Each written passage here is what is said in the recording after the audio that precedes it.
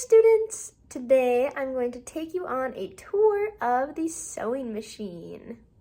Okay, this is the sewing machine I'm going to take you on a tour of, and I'll just take you through the different parts, their names, their functions, some maintenance things, just important things to know.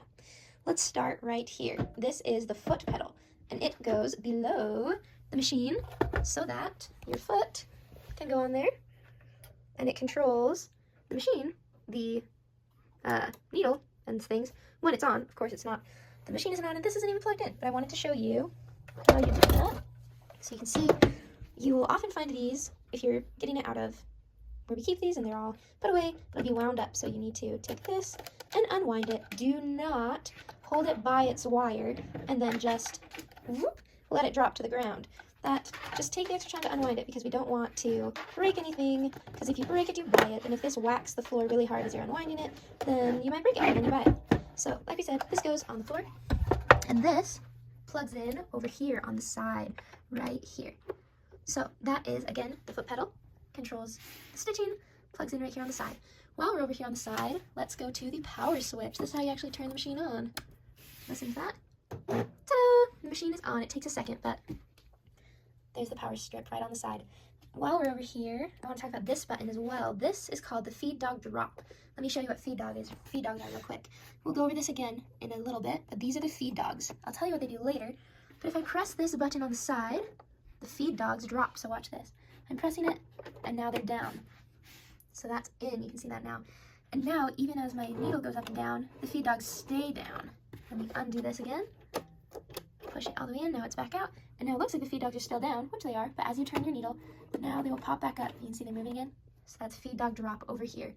And now, one last thing on this side, this is the hand wheel. This controls something called, and we'll go over it when we get there, but this controls, this is called the take-up lever. But the hand wheel controls the take-up lever, which the take-up lever makes the needle go up and down. So by extension, this makes the needle go up and down. So watch this.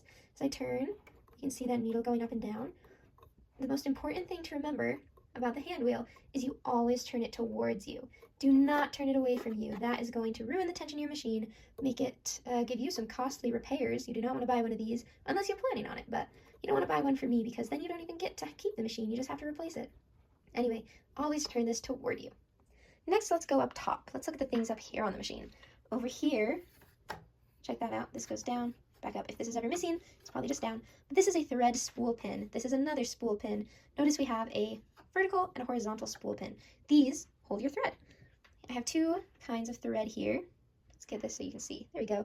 This is called a stacked thread, stacked spool of thread. You can see that the threads themselves just sit one on top of another, and this goes on this spool pin. I'm going to grab this though.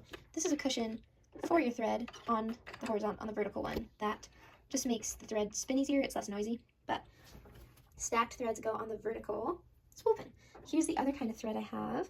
This is, I call it a crisscross thread. You can see, unlike the other one that was just stacked, these threads go crisscrossed across each other. And this one goes on the horizontal spool pin, just like that. And then you take this little guard thing, you slip it on the end so that as the thread comes off, it just goes right around that little guard thing, and it helps it stay nice and untangled. Now, you don't usually have both threads on the spool pins at once, but I wanted to show you stacked goes vertical, crisscross goes horizontal. Okay, let's back out. Back up. I'll move these so that we get our thread out of the way. All right. This is a bobbin winder, and this little hammer is part of it as well. This is a bobbin. I'll show you where the bobbin goes when we talk about threading the machine, but this little guy helps wind this bobbin. So this is a bobbin winder.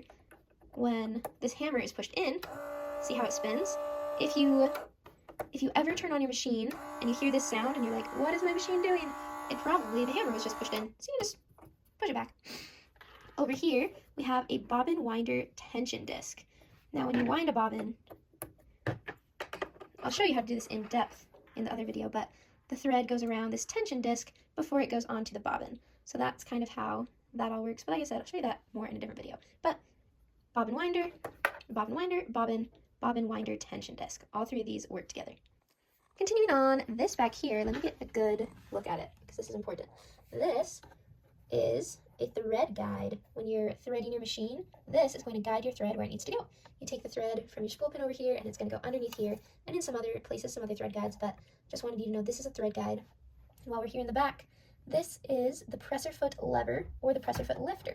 So it goes up and down. Oh, there we go. You can see. Let me tell you real quick. I'll show you from the front in a second, but this is the presser foot, and this makes it go up and down. So we're going to lift it back up. Let's come around here. Oops, move this thread out of the way. Here's the presser foot I was just talking about. So when you want to lift your presser foot, you're going to reach around, and you're going to do that lever from the back. Now you can see. But that's how you get this up and down. The presser foot holds the fabric in place while you're sewing, works together with the feed dogs. So you put the presser foot down on top of the fabric, and this creates the pressure needed. And underneath, we talked about it earlier, but these feed dogs, they're scratchy.